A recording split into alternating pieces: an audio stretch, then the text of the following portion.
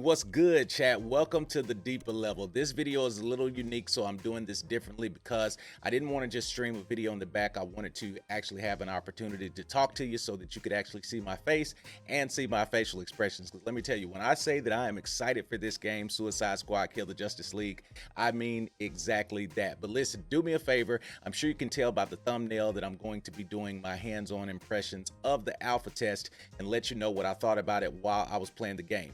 I know there's a lot of content creators that's going to be covering their experience, but me personally, I chose to play the game on Steam, on PC, because I wanted to see performance-wise, how did it stack up? I mean, I knew how it would run pretty much on my next-gen console, but I wanted to see what was it going to be like on PC, and I promise you, you are going to be very surprised with what I'm getting ready to tell you. So for all of you PC and performance enthusiasts out there, listen, you're going to be highly satisfied. But we had an opportunity to play test the game during the alpha stage, and of course this was an early build. So there was a couple of things going into it that I was really curious about before I got hands-on with the game. Number one, it was traversal. How do the characters traverse? Because from everything that we could see from the commercials, from everything that developers were saying, traversal seemed to be pretty unique and pretty fluid. But once you actually go hands-on with the game, let me tell you, traversal is amazing. Now, I will say this, the only con initially, and this is probably going to be my only con of the video, so that'll let you know that if this is the worst that I'm talking about, then we know it's going to be a good day. So the greatest con for me was the learning curve of the controls. Now that's with any game, of course, because it's a lot of muscle memory that goes into effect, and you've just got to get used to the game. But this was one of the harder, or should I say hardest, learning curves that I had in the game. Of course, it took me probably about 2 hours to get the movements down, but once I got it, it totally makes sense. So I would just wanted to get that out the way. That is my only complaint. That is my only gripe about the game. But again, that's something that'll get fixed with time. So I promise you, put a few play hours into it, and you'll be flying around Metropolis like it's nothing. All right, so traversal felt good, chat. It felt amazing.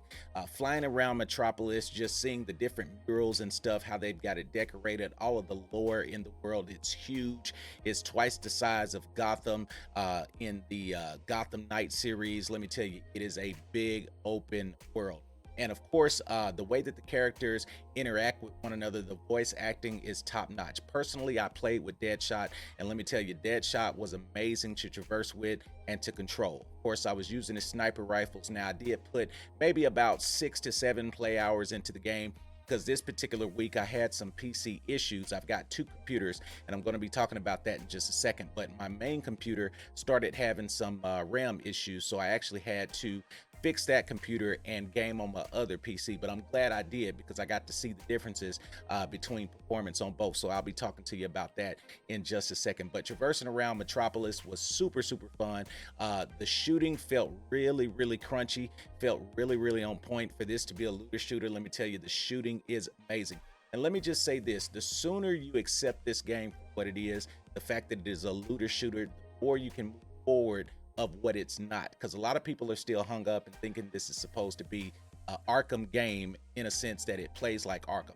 It doesn't. It's not meant to. This is a Suicide Squad game. This is the game they chose to make, and let me tell you, I am rocking with it. So the sooner that you accept that truth, I promise you, you'll be able to move on positively in a great light. So as soon as you accept that, you'll be great. Now, another thing you'll hear a lot of people talking about, there was a mission where Batman is hunting you. And I want to say congratulations to Rocksteady Studios, because incorporating just this concept of doing that gives us an opportunity of what it feels like to be a villain in the world of Batman and to be hunted by Batman.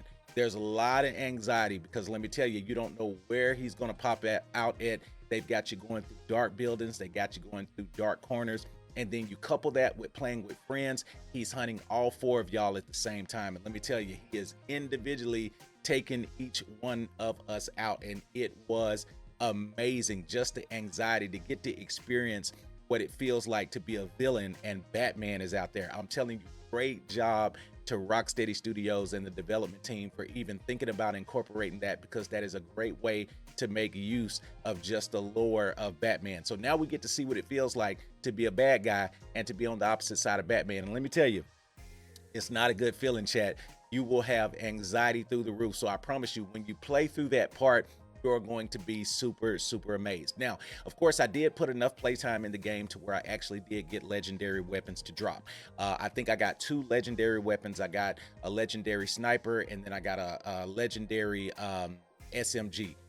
And let me tell you, it was amazing. Like, they feel like legendaries. The upgrade in power, it's just a beautiful thing. So here's the thing. Again, I had a wonderful experience while I was in Metropolis. Again, no hiccups, even though this was an alpha build.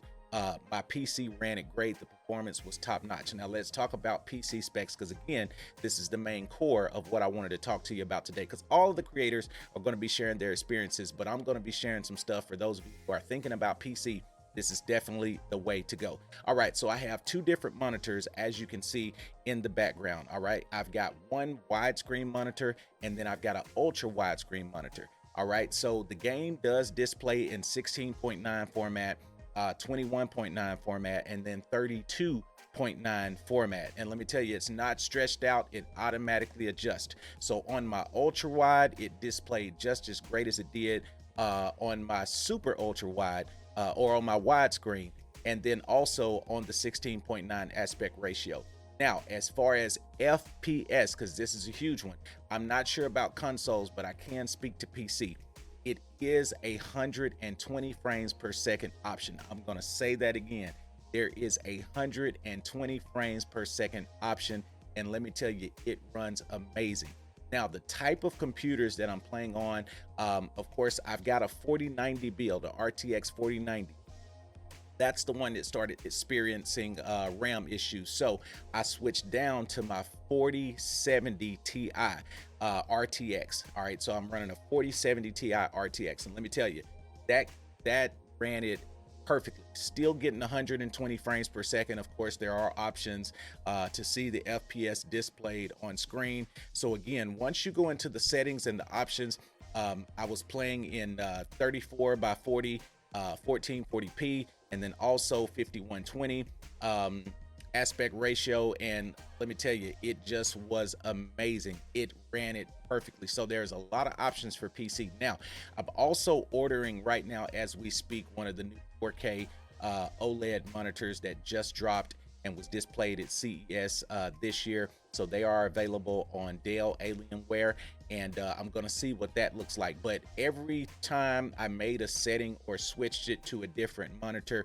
it automatically adjusted and was able to pick up the aspect as well as, you know, the quality of what that PC was. So again, it runs at 120 frames per second. No problems at all, no hiccups, and I can't wait to see what the final build is like. Also, the sound of the guns, just the shooting, it was amazing. I'm telling you, there are so many options.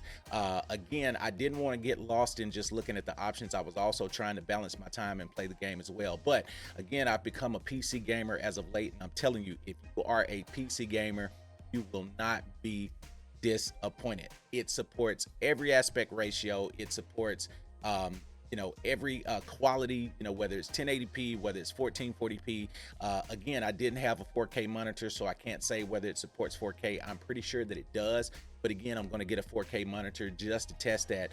So the monitor will be in before the game comes out, so I'll let you know. But anyway, that's my thoughts of my hands-on impression. I'm telling you, this game is going to be amazing. I can't wait to see each and every one of you in Metropolis. If you did have an opportunity to play test the alpha, let me know in the comments below in the chat. Put your experience in there, and let's open the conversation and talk about this thing a little more. Don't forget, this weekend we have another State of Suicide Squad podcast.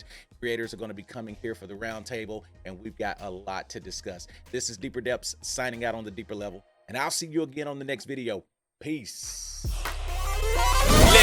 Pull up to the spot, blaze, chopping down that parking red carpet, pause the scene like a DVR show stopping. Bartender, when we hit the club, you know it's bottle popping. We know how to celebrate, we know how to celebrate. We won, we won, we won, we won, we won, we won.